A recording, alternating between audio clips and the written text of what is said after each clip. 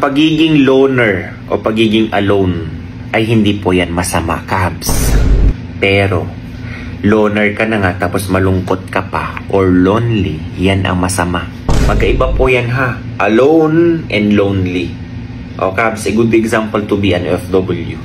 Iba marami naman sa atin nakipagsapalaran sa ibang bansa. Mag-isa lang naman tayo umaalis, di ba? O, swerte mo kung kasama mo yung pamilya mo na nakikipagsapalaran sa ibang bansa. Pero mostly sa atin, almost 85% ng mga Pilipino na OFW, mag-isa lang yan na umalis sa bansa. O Cubs, dahil nga ikaw ay laging mag-isa. Totoo naman ito, Cubs. Mostly na mga OFW, wala naman tayong ibang inaasahan kundi sarili natin. Walang ibang gagalaw kundi sarili natin. Walang ibang gagamot kundi sarili natin. Walang ibang gagawa ng mga gawain natin kundi sarili lang natin. So, sarili lang natin ang ating inaasahan. So, bakit ka magiging lonely? Magpakasaya ka, ikaw ang kumikita eh. Para hindi ka mag-guilt, ganito lang gagawin mo. Do as I do. Ano yan, sir?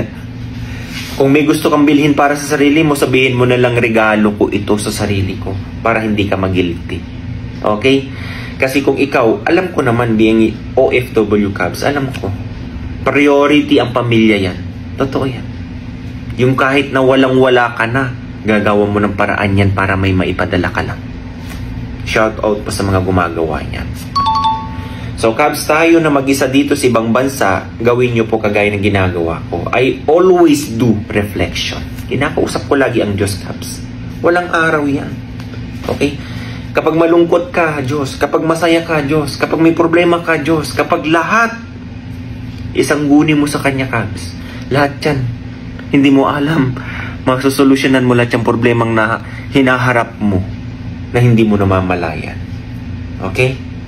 At ito pa, pangalawa na lagi kong ginagawa, Cubs. Ano ang purpose ko bakit ako umalis ng bansa? At ito ang dapat nyo. Yung mga tipong walang-wala ka nung dun sa Pilipinas at nandito ka na sa ibang bansa, malayo ka na pero malayo pa. Yung tipong iisipin mo pag nawawalan ka ng pag-asa, Cubs, dyan sa posisyon mo ngayon, ang daming gustong andyan ngayon na ibang tao. Kaya ang sa akin, ganito iniisip ko. Yung pangarap ko noong araw nang walang-wala ka, yan ang nagbibigay minsan sa akin kasi, Cubs, ng kalakasan ng loob. Totoo yan.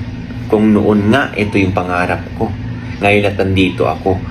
Magiging mahina pa ba ang kalooban ko? Hindi Mas lumalakas ang kalooban mo, Cubs, lalo na kapag ikaw nag-set ng goal o kaya kung ano ang pangarap mo. Kung may pangarap kang tao. Pero kung wala, siguro go easy ka lang. Okay? Pero kung ganyan na, oo, hindi naman masama. Minsan nagkakaroon ka rin ng kalungkutan. Pero bawiin mo.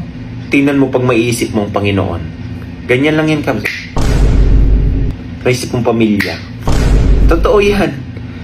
Kasi kung ikaw good provider ka, Cubs, walang ibang unang sasanggunian mo kundi Panginoon. Pangalawa, magulang mo, kung buhay pang magulang mo. Okay? O kaya mo, pamilya mo, o kaya anak mo. Diyan dapat yung at hindi ka sumangguni sa ibang tao.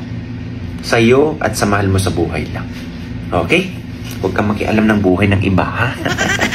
So, yun, Cubs, sinasabi ko, magkaiba po ang loner, being alone, sa lonely.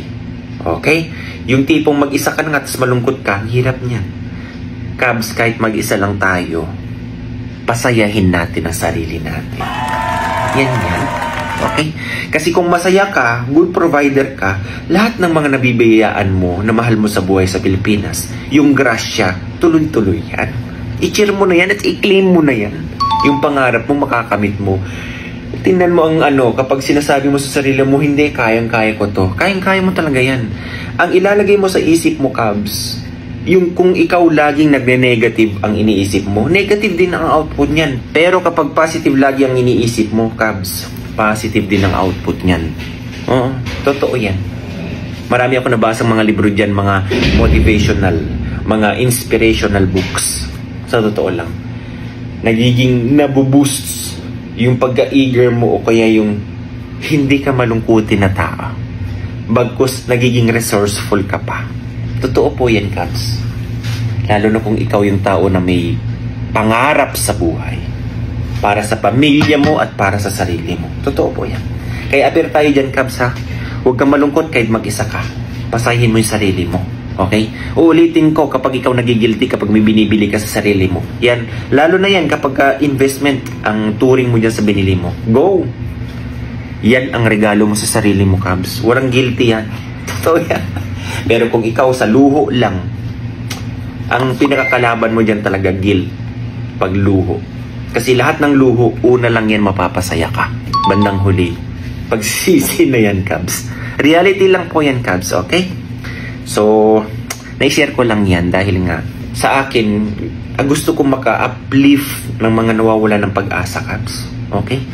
Ako man ay content creator pero motivational na rin tayo. Okay? So, alagaan nyo pa yung kalusugan nyo. Yan ang pinaka number 1 na alagaan nyo. Dahil kapag yan bumigay, paano na lang ang pangarap mo? God bless everyone. Bye-bye.